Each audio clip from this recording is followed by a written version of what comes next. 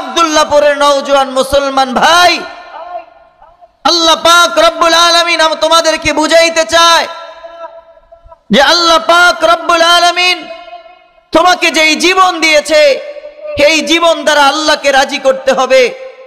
যদি এই দুনিয়ার মধ্যে একজন সুইপারও যদি চিন্তা করে আমি আল্লাহকে রাজি করব, আল্লাহর কাছে মূল্যায়িত হব, আল্লাহর পরিচিতি লাভ করব, যদি আল্লাহর পরিচয় লাভ করতে হয়, আল্লাহর কাছে গ্রহণযোগ্যতা অর্জন করতে হয়, আল্লাহ কোনো বংশ দেখেন না, আল্লাহ কোনো দৌলত দেখেন না, আল্লাহ কোনো সূরত দেখেন না, কে কোন বংশের নারী, কে কোন বংশের পুত্রবধূ আল্লাহ সেটা দেখে না, কে কোন এলাকার যুবক আল্লাহ সেটা দেখে না, তার চেহারা কেমন, তার গঠন কেমন, তার পজিশন কেমন, আল্লাহ কোন পজিশনের দিকে তাকায় না, আল্লাহ কোন সূরতের দিকে তাকায় না, আল্লাহ কোন বংশের দিকে তাকায় না।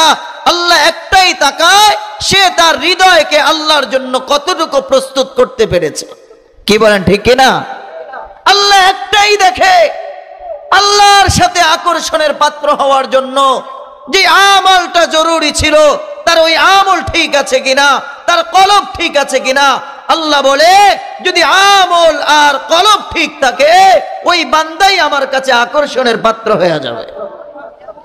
ও আমার বৃদ্ধ বাবারা, আল্লাহর নবী হাদিসের মধ্যে বলেন ইন্নাল্লাহা লা ইয়ানজুরু ইলা সুওয়ারিকুম ওয়া আমওয়ালিকুম। ও নওজোয়ান যুবকেরা, আল্লাহ তোমার চেহারার দিকে তাকায় না, আল্লাহ তোমার ধন সম্পদের দিকে তাকায় না, ওয়ালাকিন ইয়ানজুরু ইলা কুলুবিকুম ওয়া আমালিকুম।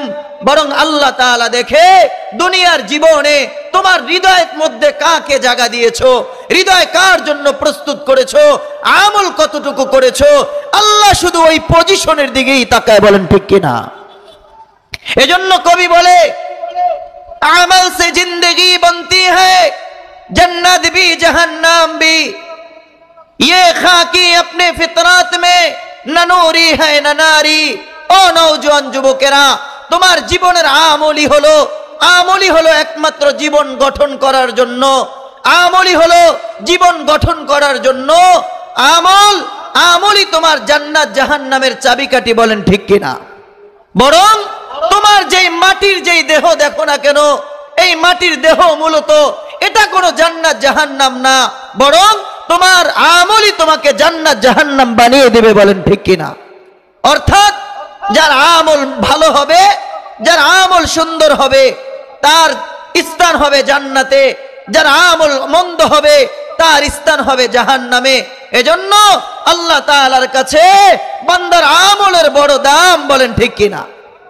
ও আমার ভাইয়েরা, এজন্য কবি বলে বান্দার চেহারাই যদি আল্লাহর কাছে আকর্ষণের পাত্র হইতো, কবি বলে গরবা সুরত আদমি ইনসাবুদে আহমদ আবু জাহল হাম একসাবুদে। ও নওজোয়ান যুবকেরা, যদি চেহারাই আমলের মাপকাঠি হতো, চেহারাই যদি গ্রহণযোগ্যতার পাত্র হইতো, কবি বলে আমাদের নবী মুহাম্মদ রাসূলুল্লাহ আর আবু জাহেলের চেহারা প্রায় সুন্দর সেম ছিল, কিন্তু আবু জাহেল জাহান্নামী হয়ে গেল আর আমাদের নবী জান্নাতের সরদার হয়ে গেল। বলেন ঠিক কিনা? বুঝা